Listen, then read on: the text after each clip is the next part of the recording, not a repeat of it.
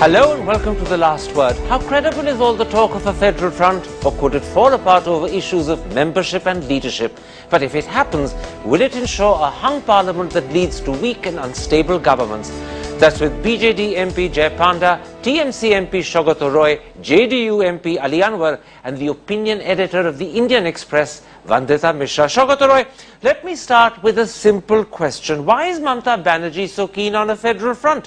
What purpose does it serve? Or to put it differently, what would the Trinamool and Bengal gain from it? No. Firstly, the position of TMC is that it is equidistant from NDA and UPA. Now, we are facing a situation where the stock of the UPA is going down because of one scandal after another, one scam after another. The NDA is a divided house with Nitish Kumar threatening to withdraw from the NDA, and the BJP itself is divided over the question of Narendra Modi's You're not answering my question. You're telling me things I already know. I'm coming, Mr. Thapa, I'm coming to the question. You allow me some preliminaries. So the point is that the country must be given an alternative vision for a future government. The federal front is an idea that has been floated by Mamata Banerjee, that an alternative is in the offing. All right. As you know, the regional parties can't help each other in their own states. But for the future, in a post-election scenario, this is what may emerge, that of regional parties coming together. So when we go to the voters in our own states, we'll tell the people that we are keeping equidistance from both these alliances, and we are trying to work out a federal front which will bring together the regional parties, and we shall provide an alternative government to both the UP and NDA. Jay Panda, I understand. I understand, Mr. Sougata Roy. I understand. Let me stop you there. You've made your position clear. Let me bring in Jay Panda. Jay Panda, in many ways, the idea was first mooted by your Chief Minister Naveen Patnaik in an interview that he gave to the Economic Times. But at that moment, many people thought this was just a clever way of attracting attention to his Swabhiman rally in Delhi, which was held yesterday. Is he really committed to this idea? Well, Karan, let me say that it is now we have now entered the 5th year of being away from both the NDA, and we have traditionally been away from the UPA as well, as you know. And this has been rewarded by the people of Odisha. Although we've been voted to government 3 times, it was only after we took an independent stand that the BJD got re-elected with a massively increased mandate. So, of course, we would welcome if this kind of thinking were to be also supported by other parties, other regional parties, and we find that we can empathize. When we look at the kind of concerns being raised in Bihar and other states, we can empathize because we've been at the brunt, we face the brunt of both central neglect as well as political discrimination. All right. And I think the last thing I want to say on this particular issue is, look at the states that are talking about a federal front. These are states that have demonstrated good governance and have demonstrated better economic performance. Let's come to the states in a moment's time. It's empathy that you say is the bond rather than ideological affinity. Ali Anwar Sahab, Nitish Kumar Sahab aaj kahege that a federal front or a third front is a good idea because, as he said, governments in states like Bengal, Orissa, Jharkhand and Bihar need to help each other. But in what way can these governments run by different parties help each other? What power do they have to do so? What can they offer each other that's of value?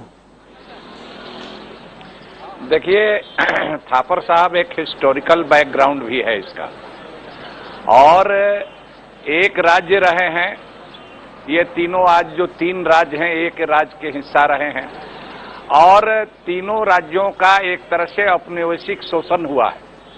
और आप समझ लीजिए कि तीनों राज्यों की कमोबेश एक ही हालत है आज। तो एक दर्द का रिश्ता बनता है इन तीनों राज्यों के बीच में, और आप समझ लीजिए कि दर्द का जो रिश्ता होता है दुनिया में सारे रिश्तों से बड़ा होता है। तो हमारे नेता नीतीश कुमार जी ने जो पिछड़ेपन का सवाल उठाया, जो स्पेशल कैटेगरी स्टेट का सवाल उठाया, उसमें पैरामीटर्स बदलने की बात की और उसमें जो राज्य, हम इतने खुदगर्ज नहीं है कि सिर्फ बिहार की बात कर रहे थे, हम लोगों ने सारे पिछड़ेपन से ग्रस्त जो राज्य हैं उनकी पीड़ा को हमारे नेता ने एक आवाज दी। तो इसलिए समय का तकाजा है। आपने देखा नरेंद्र मोदी से एक जो एतराज ये भी था हम लोगों का कि प्रधानमंत्री ऐसा होना चाहिए जो पिछड़े राज्यों को तरजीह। लेकिन नरेंद्र मोदी को आप आज के लिए एक तरफ रखिए। Vandita Mishra, you've heard the three politicians. If a federal front is actually going to be created, does it not also need people like Mulayam Singh Yadav, Mayawati, Jayalalitha, perhaps even a Chandrababu Naidu? And will they be willing to join it, or without them, would this be an incomplete, inadequate front? The third front will need more actors and players in it. But Karan, the problem with the third front now will be the problem, will be actually a worse problem than the problem that afflicted the third front in its versions in the past. Because in the past, for instance, in the case of the National Front in the 1980s, the anti-Congressism was a binding idea. In 1990s, for the UF, the United Front, it was anti-BJPism because at that time the Ayodhya movement had powered the rise of the BJP. Now, the third front today has no such binding glue. You know, this thing about central discrimination against states has not been nurtured as an idea. It is still a very, very opportunistic eruption right now. There is no binding idea. There is no binding party. For instance, the earlier third front had Janata Dal, which was a multi-state party. So it could become the centerpiece of the formation. There is no party in the current set of players which is a multi-state party. They are all confined to their individual arenas. The other thing is there is no leader like VP Singh was. True. So those contradictions are going to come back. And in the absence of a binding idea, in the absence of a binding party, and in the absence of a binding leader, of a taller leader, this is not an idea that is going to get off the ground. Let's then, Shaukat Roy, look at some of the tricky issues. You've heard actually Vandita Mishra outline most of them. I want to start by picking up on the fact that you don't have a clear-cut leader. And this was made very crystal clear by K.C. Tyagi, the Secretary General of the JDU, Mr. Ali Anwar's party, when he met Mamta Banerjee and then said to the Hindu, and I'm quoting him, Mamta ji will be part of the front, but not the pilot. Who then will be in the driving seat of this front? The lady who's proposed it is not being supported as the leader of the front by someone she wants to join. No, these are questions meant to create disruption in the idea of the federal front. It is early days yet. The general elections are scheduled to be held 9 months from now. So there is no hurry in the matter. An idea has been floated. Okay. And I do not agree with the view of the lady journalist that you need a binding idea, you need a binding leader. The binding idea is to fight for the rights of the state, for better federalism. All right. Where there is no more power for the state. And she is also wrong in saying that this power for the states is not an idea that has been nurtured. It was posed first time in 83. Okay. Of course, at that time, people like N.T. Ramarao, Jyoti Basu, Farooq Abdullah, they had raised. So one should not be historically wrong when one speaking on your channel. Let's concentrate for now on the fact that you don't have a binding leader, which is perhaps the most important issue that brings the front together. Let me put it like this. No, that strengthens the front. Please understand, that strengthens the front rather than weakens it. Well, that may be one opinion. Let's see whether your colleagues agree. Well, let's see. Let me stop you there. Let me see if your colleagues agree with you, because you have a view that the absence of a leader strengthens the front. Let me put that to, in fact, Jay Panda. Can you have a successful federal front, Jay Panda, without a leader? Can it be run by a collection of chief ministers who only meet occasionally and often may not agree on all subjects? Let me put to you that in this any proposed federal front is no different from the NDA as we have seen in just recent days.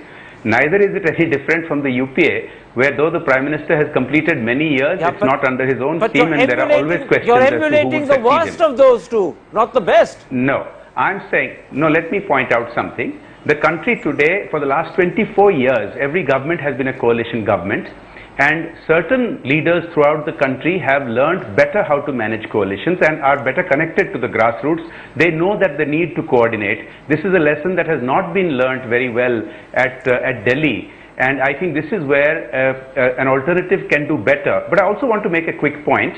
I humbly also disagree with Vandita Mishra's assessment that this is opportunistic, because Odisha's demand for special category status is now 34 years old, and it has been made many, many times every year. Absolutely. I take your point. Grievances are widely understood. I take a point, but let's stick to leadership, because that's the issue on which I think this federal front could be facing its weakest point. Anwar Ali Sahab, मैं आपसे ये पूछूंगा. As Vandita pointed out, not only do you not have a binding leader, but if you make yourself credible by bringing in people like Mulayam and Jayalalitha, and let me point out, without them you may not be credible, you'll have a fight over the leadership, and you won't have an easy leader at the top. So rather than unite behind a person, you may divide behind different people.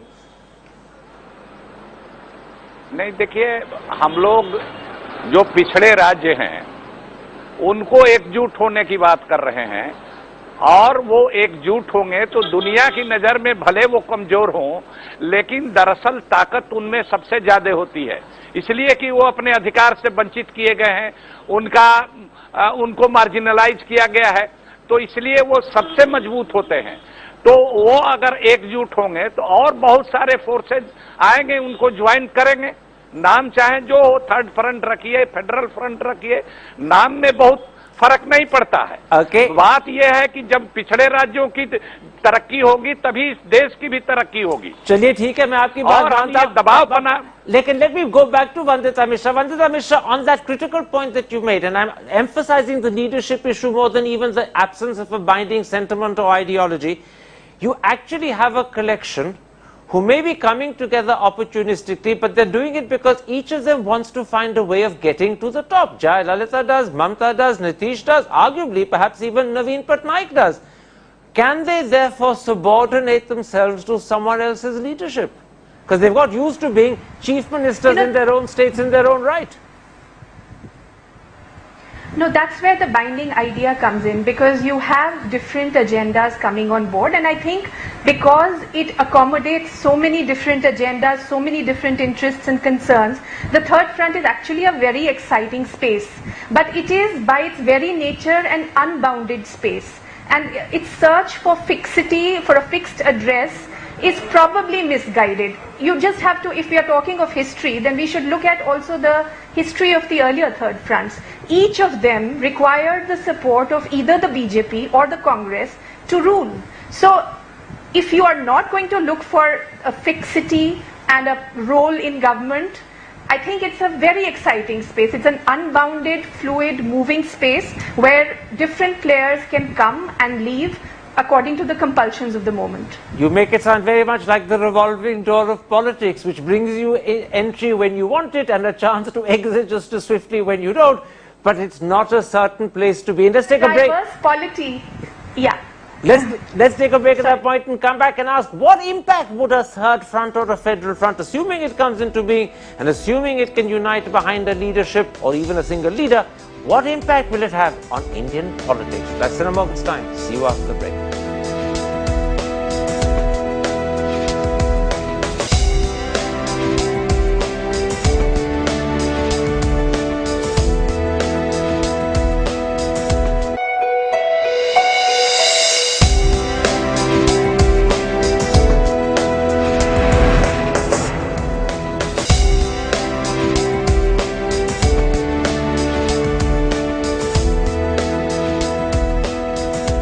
Welcome back to The Last Word. What impact will a federal front, assuming one is created, have on Indian politics? Ali Anwar Sahab, if the federal front can win, say, 100 or even 150 seats, you will certainly end up assuring that India has a badly fractured and hung parliament where any government that is formed is weak and unstable. And clearly, that is not what India needs, and therefore this must be a very good argument against having a federal front.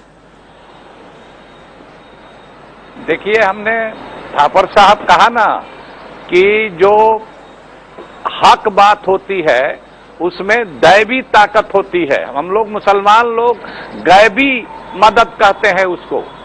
तो गरीब लोगों की, कमजोर लोगों की, पिछड़े लोगों की हम बात कर रहे हैं। ये पिछड़े हुए राज्य हैं, इनकी हक तलफी हुई है, इनकी हकमारी हुई है। ये आवाज उठाएंगे तो इंसाफ पसंद देश की जनता इनका समर्थन करेगी, मीडिया इनका समर्थन करेगा, हर इंसाफ पसंद आदमी देश का समर्थन करेगा। और हम तो यही चाहते हैं, खुद तो हम प्रधानमंत्री के उम्मीदवार हैं नहीं, इन तीनों में से कोई नहीं है।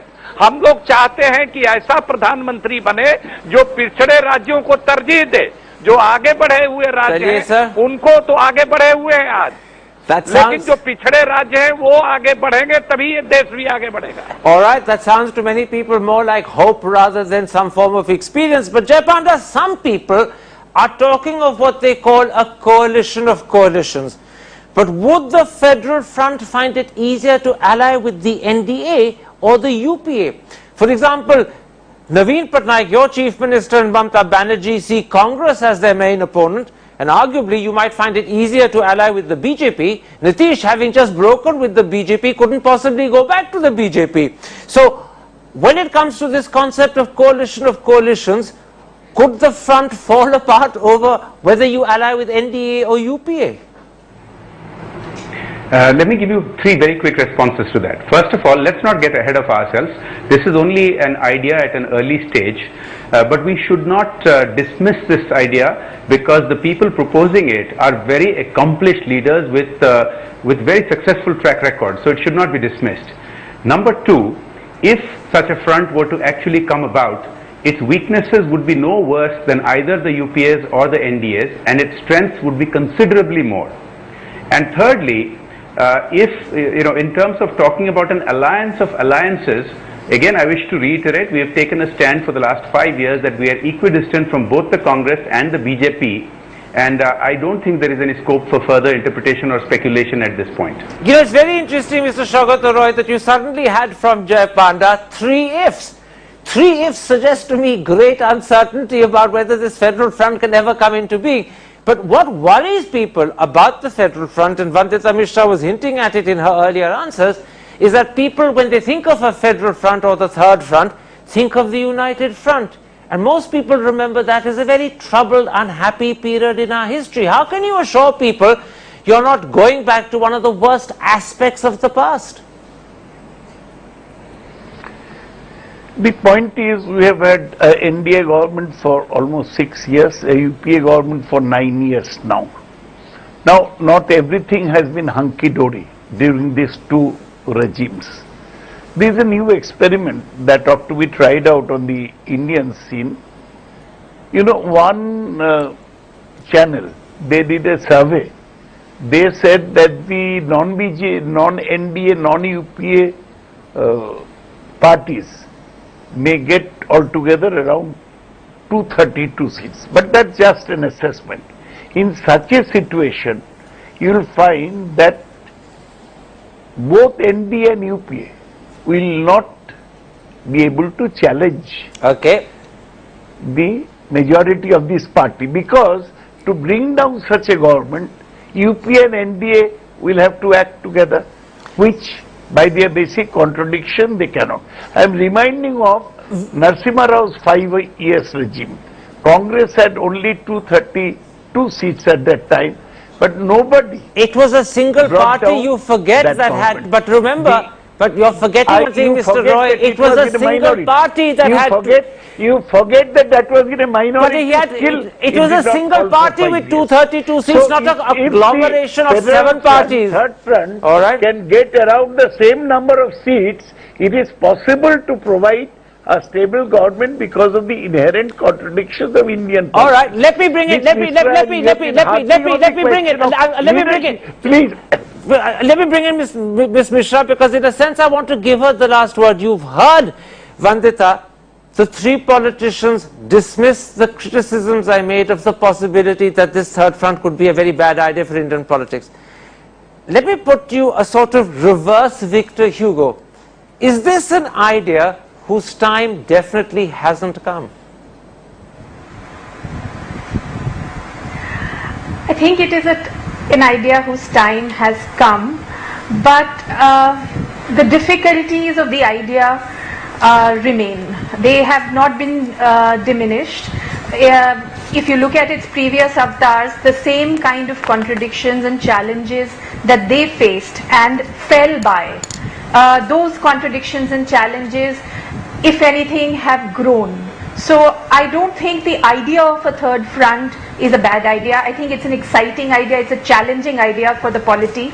But I wish that it could draw on its past experiences and come up with greater coherence. All right, maybe but those are... It doesn't seem to be the case as of now. Those are words of advice that perhaps the three politicians will listen to and heed.